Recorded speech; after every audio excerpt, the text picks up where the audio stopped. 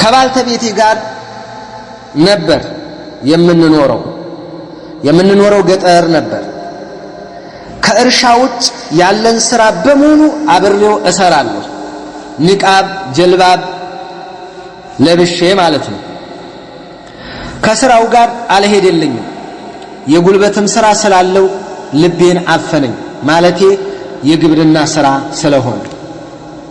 ይሄ አንዱ ጥያቄ ነው። ኢንሻአላህ እህታችን ንቃቡን አታውልቂ፣ ስራ ቀንሽ አጅነብይ ካለ ስራውን ቀንሽ፣ ንቃብሽን አታውልቂ። የህመም ሳይሆን የሚደረገው የሥራ ጫና ነው። ንገሪው፣ ተነጋገሩ፣ ስራውን ቀንስ አድርጊ፣ ንቃብሽን ጠብቂ። ሌላ እዙ ላይ ሁለተኛ ጥያቄ የራሷ ነው መሰለኝ 11 ሁለተኛ ማለት ነው። አባቴ በባህሪው ወጣ ያለ ነው። ከአባቴ ጋር በሌላ ጉዳይ ተጣልተን ነበር። እሱን ምክንያት እያመጣ የዚህ ሰው ልጅ አንቺ የምንትስ ዘር ይለኛል።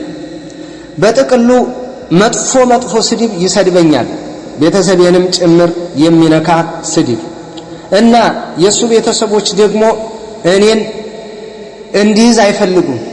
እኔ ጋር የተማከረውን ለቤተሰቦቹ ሳያወራ አይሰራም፣ አይተገብርም። ቤተሰቦቹ ይሆናል ካሉት ይሆናል፣ አይሆንም ዝም በል ካሉት ይቀራል። በዚህ የተነሳ ጸቡ እየተካረረ ሄደ። የሚሰድበኝ ስድብ ከምንም በላይ ዘግናኝና አእምሮዬን የሚጎዳ ነው። ድሮም ሳገባሽ የቤተሰቤን ምክር አልሰማ ብዬ ነው ይለኛል። እና እኔ ነገሮች በጣም ከበዱ። ልቀቀኝ አልኩት። እሺ እኔ የምፈልገዋለሁ ልጆቼ ናቸው እንጂ አለኝ። ከዚያም በሽማግሌ ተሸማገል። ከሱም ከኔም ቤተሰብ ሆነው ሁሉንም ነገር ከጨረሱልን በኋላ ኒካህ አውርድ ሲባል ወንድሙ ኒካህ አይወርድም አለ። ኒካህ አይወርድም አለ። እንዴት ሲሉት በፍርድ ቤት ነው አለ። ማለቴ እዛው ሸሪዓ ፍርድ ቤት ነው የሚወርደው አለ። ከዛም ሽማግሎቹ እንግዳስ ሁለታችሁም እዛው ሸሪዓ ፍርድ ቤት ቀርባችሁ ኒካሃችሁ ታወርዳላችሁ ብለው አስማሙን። ከዛም ፍርድ ቤትም በቀጠሮው አልቀርብ አለ። ከዛ በኋላም ከሱ ጋር መኖር በጣም ሲከብደኝና ኑሮን በሰላም መምራት ሲያቅተኝ ዕቃና ልጆቼን ይዤ ተከራየሁ። በ5 ወሬ በነዛ በሰዎች ደግሜ አስጠየቅኩት። አትጠይቁኝ ትክሰሰኝ አለ። ልጆቹንም አይረዳም። አሁንም ቆይቼ በጓደኞቹ አስጠየቅኩት። አሁንም አልሆነም። አማራጭ ሳጣ ከሰስኩት። እንደ ከሰስኩት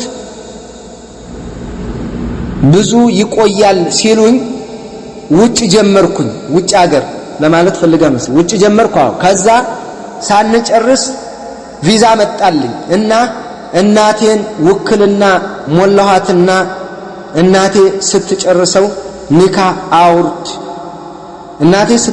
ኒካህ አውርድ አለው። ሸሪዓ ፍርድ ቤቱ አላወርድም አለው።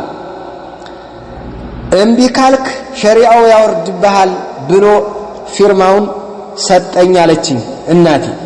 እንግዲህ በሸሪዓ ፍርድ ቤት ተፈርሞላት ማለት ነው። አሁንም አስጠይቄው ነበር። አላቅም አትጠይቂኝ፣ ሸሪዓ ፍርድ ቤት ፈቷል አለ። ሊጠይቁትም በጎንም ኒካህ አለኝ ይላል። ከላይ የዘረዘርኩትን ምክንያት የሸሪዓ ዑዝር አይሆንም ኒካህ አውርድልኝ ብለሽ መጠየቅም አትችም ይሉኛል። እና ነጥቦቹ እንደ ሸሪዓ ዑዝር አይሆኑኝም ወይ ፍች ለመጠየቅ በሸሪዓ ፍርድ ቤቱ የወረደውስ ኒካህ ፍች አይሆንም ወይ ኡስታዝ ለአላህ ብለህ መልስልኝ ባረከላሁ ፊክ።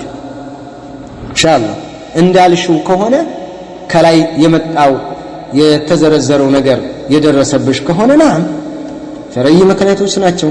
ቤተሰብሽን መሳደብ፣ የእንትና ልጅ የእንትን ዘር ማለት አንድ ቀን የውም ምን አልአያም እንኳን ቢሰድብሽ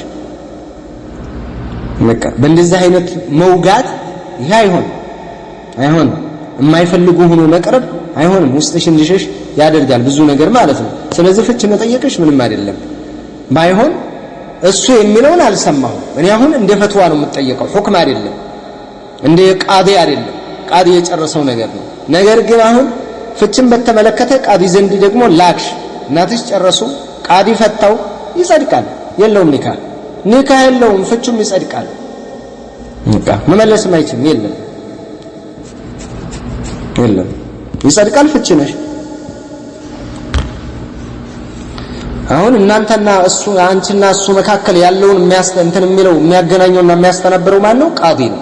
ነገር ግን አሁን በምትናገሪው ልክ እንደ ሁክም ይህንን የሰራ ሰው ይሄ በደል የደረሰበት ሰው ፍች መጠየቅ ይችላል።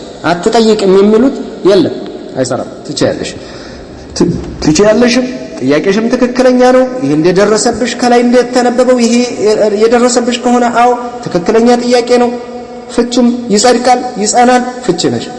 እዚህ ነው والله አለም